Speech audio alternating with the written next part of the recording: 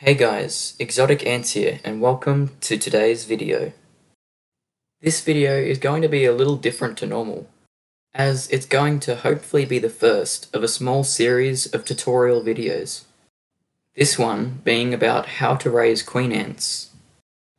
In this video, I'll raise a few key points and also some advice on what to do when you get your first queen ant and how to raise it. So, let's get straight into today's content.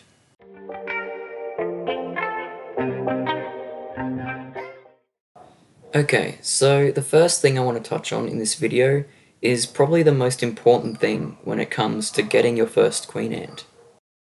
You'll need to learn that there are generally two types of ants, fully claustral and semi-claustral ants. If you're a beginner ant keeper, I would definitely recommend getting a fully claustral species.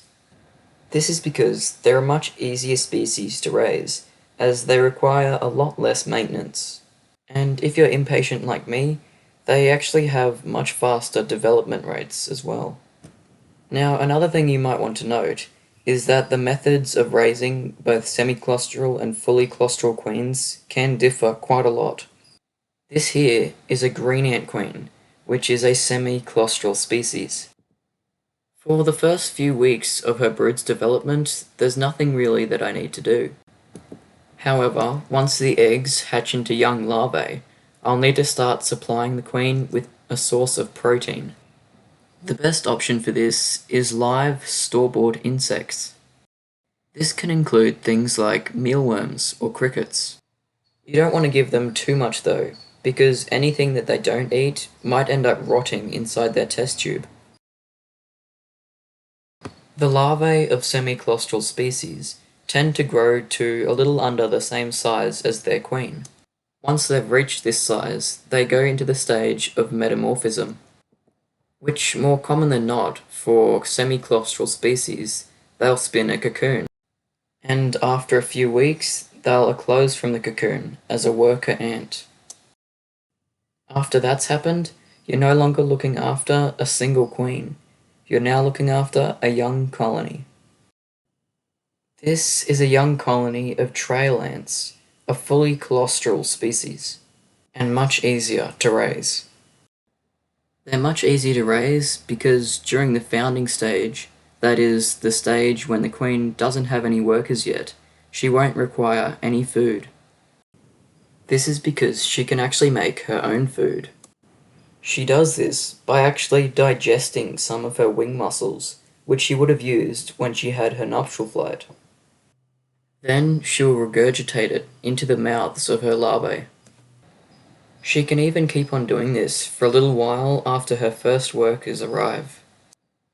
But when they do arrive, it is best to give them a little something to eat. I like to give my young colonies a little bit of honey. To do this, you'll only need a few simple things. A little bit of aluminium foil, some toothpicks, and of course, the honey. All you need to do is get a little bit of honey and put it onto the aluminium foil. This can be a little bit tricky as the honey sometimes doesn't want to come off the toothpick. As you can see, I have a bit of trouble with this problem as well, even though I have a few years of experience. So don't get annoyed if you have the same problem as well. So now you can use a pair of tweezers and carefully slide it into the entrance of the test tube.